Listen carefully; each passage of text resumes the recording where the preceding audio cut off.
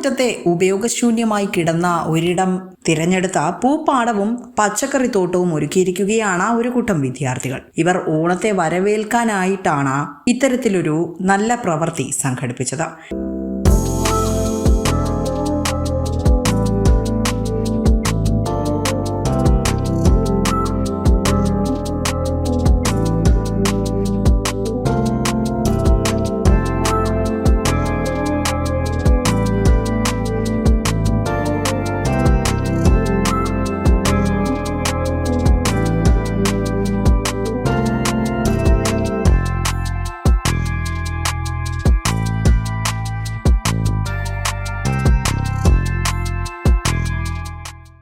Neyyattinkara Kulathur higher secondary സ്കൂളിലെ ഒരു കൂട്ടം വിദ്യാർത്ഥികളാണ് ഈ കൃഷിക്ക് പിന്നിൽ. കതിർ എന്ന കുട്ടി കർഷക കൂട്ടത്തിന്റെ നേതൃത്വത്തിൽ ബന്ദിപ്പൂപ്പാടവും പച്ചക്കറിത്തോട്ടവുമാണ് ഒരുക്കിയത്.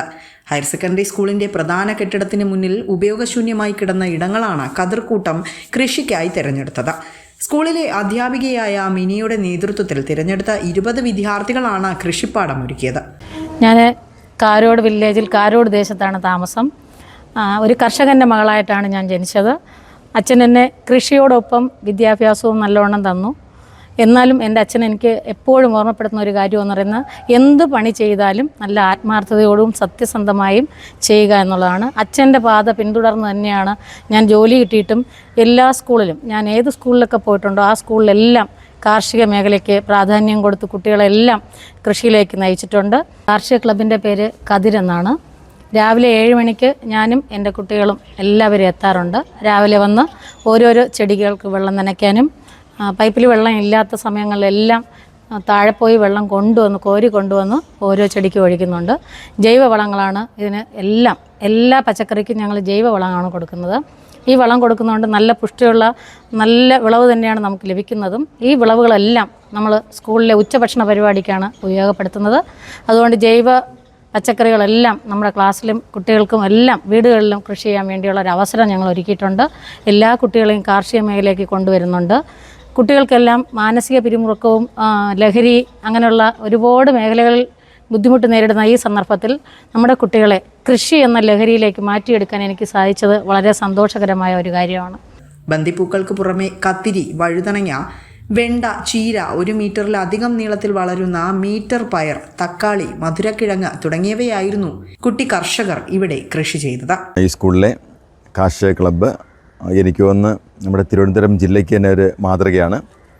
നമ്മുടെ ബഹുമാനപ്പെട്ട നമ്മുടെ മിനി ടീച്ചർ നേതൃത്വത്തിലാണ് ഇവിടെ കാർഷിക ക്ലബ്ബ് പ്രവർത്തനങ്ങൾ മുന്നോട്ട് പോകുന്നത്. ഈ ടീച്ചർ 6 മണിക്ക് തന്നെ ഇവിടെ വന്ന് വെള്ളം നനപ്പും മറ്റുള്ള വളപ്രയോഗമൊക്കെ നടത്താറുണ്ട്. അതുപോലെ തന്നെ ഒരു കൂട്ടം നമ്മുടെ കുഞ്ഞുങ്ങൾ വളരെ നല്ല രീതിയിൽ തന്നെ ടീച്ചറോടൊപ്പം ചേർന്ന് പ്രവർത്തിക്കുന്നുണ്ട്. തീർച്ചയായിട്ടും ഇത് കുട്ടികൾക്കും അധ്യാപകർക്കും ഇത് കാണുന്നവർക്കും ഇതൊരു മാതൃകയാക്കി മാറ്റാവുന്നതാണ്. സ്കൂളിന് സമീപത്ത് സ്വകാര്യ വ്യക്തിയുടെ 1 ഏക്കർ ഭൂമിയിൽ നെൽകൃഷിയും ഈ കുട്ടി കർഷകർ കൃഷി ചെയ്തു. അധ്യയനത്തോടൊപ്പം രാവിലെയും വൈകുന്നേരവും ഒഴിവ് കിട്ടുന്ന സമയങ്ങളിൽ കുട്ടി കർഷകർ ടീച്ചറുമൊത്ത് അവരുടെ കൃഷിപ്പാടത്ത് ഇറങ്ങുകയായിരുന്നു രീതി. ഈ ടീച്ചറും ഒരു അമ്മയും കുട്ടിയും ബന്ധം അതുപോലെയാണ്.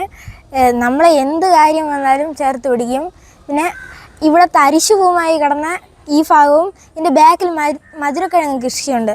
അവിടെ കാട് പിടിച്ച് പാമ്പിൻ്റെ ചട്ടയൊക്കെ ഊരിയിട്ട് അങ്ങനെയായിരുന്നു. ടീച്ചർ നമ്മളും എല്ലാം വൃത്തിയാക്കി അവിടെ കൂന പോലെ വെട്ടി അതിൽ മധുരക്കിഴങ്ങ് കൃഷി നട്ടു. പിന്നെ എൻ്റെ ജീവിതത്തിൽ ഞാൻ വിചാരിച്ചിട്ടില്ല ഒരു വയലിൽ എനിക്ക് കൃഷി ചെയ്യാൻ പറ്റുമെന്ന്. വിളവെടുത്ത പച്ചക്കറികൾ സ്കൂളിലെ പാചകശാലയ്ക്കും അധികമായി വരുന്നവ ആവശ്യക്കാരായ വിദ്യാർത്ഥികൾക്കും കൈമാറുകയായിരുന്നു ഇവരുടെ രീതി. വളരെ ആക്റ്റീവാവും. അവർ മണ്ണിനെ സ്നേഹിക്കാനും അവർ ഭൂമിയെ സ്നേഹിച്ച് അപ്പം ഈ ലഹരി പോലുള്ള മറ്റു ദുശീലങ്ങളിലൊന്നും പോവാതെ ഫുൾ ടൈം ഈ കൃഷിക്ക് വേണ്ടിയിട്ട് ഡെഡിക്കേറ്റ് ചെയ്ത് അവർ നല്ലൊരു കർഷകരായിട്ട് മാറുകയും ചെയ്യും. പ്രകൃതിയോടുള്ള സ്നേഹം അവർക്ക് വളരെയധികം വർദ്ധിച്ചു വരും. ഇപ്പോൾ സോവർ എന്ന കവിതയിലെ കവി പറയുന്നത് പോലെ ഒരു കർഷകനാണ് ഈ ഭൂമിയിലെ ഏറ്റവും വലിയ സമ്പത്ത്.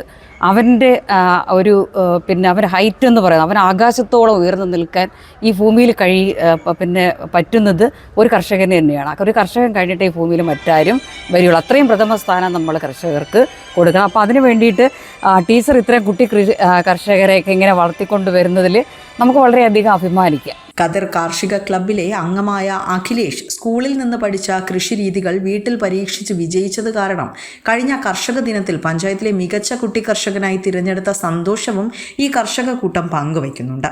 കൃഷിയുടെ ഭാഗമായിട്ട് ഞാൻ വീട്ടിൽ കൃഷി ചെയ്തപ്പം അത് ഈ പഞ്ചായത്തിൽ തന്നെ കുട്ടി കർഷകൻ എന്ന നിലയിൽ എനിക്ക് പഞ്ചായത്ത് ചിങ്ങ വന്നു. കർഷക ദിനത്തിൻ്റെ അന്ന് തന്നെ പഞ്ചായത്തിൽ വെച്ച് ആദരിക്കുകയും ചെയ്തിരുന്നു. അതെല്ലാം വളരെ സന്തോഷമാണ്. ഇതിൻ്റെ ഭാഗമായിട്ട് നമുക്ക് ലഭിക്കുന്ന ഒരു ഇതാണ്. അതൊക്കെ ടീച്ചറിൻ്റെ ഇതിൽ തന്നെയാണ്. അത് കിട്ടിയപ്പോൾ വളരെ സന്തോഷമായിരുന്നു. സ്കൂളിൻ്റെ ഭാഗത്തു നിന്നും ടീച്ചറിൻ്റെ ഭാഗത്തു നിന്നും പഞ്ചായത്തിൻ്റെ ഭാഗത്തു നിന്നും വളരെ സപ്പോർട്ടാണ് ഈ കൃഷിക്ക്. പൂർണ്ണമായും ജൈവ രീതിയിലാണ് ഇവിടെ കൃഷി ഒരുക്കിയത്. പ്രതീക്ഷിച്ചതിലും വിളവ് ലഭിച്ച സന്തോഷത്തിലാണെങ്കിലും വിളകളിൽ നനയ്ക്കാനുള്ള ജലസേചന സൗകര്യമില്ലാത്ത ബുദ്ധിമുട്ടുകളും ഈ കുട്ടി കർഷകർ പങ്കുവച്ചു. വെള്ളം നമ്മൾ കോരി കൊണ്ടുവന്നാണ് ഇവിടെയൊക്കെ ഒഴിക്കുന്നത്. ഇവിടെ വെള്ളം കിട്ടാൻ കുറവാണ്. അതുകൊണ്ട് തന്നെ നമ്മൾ അവിടെ നിന്ന് എടുത്തുകൊണ്ടുവന്നാണ് ഒഴിക്കുന്നത്. കിച്ചണിൻ്റെ അവിടെ നിന്നാണ് ഒഴിക്കുന്നത്. അങ്ങനെയാണ് നമ്മൾ ചെയ്യുന്നത് കൃഷി. വിസ്മയ ന്യൂസ്, നെയ്യാറ്റിൻകര.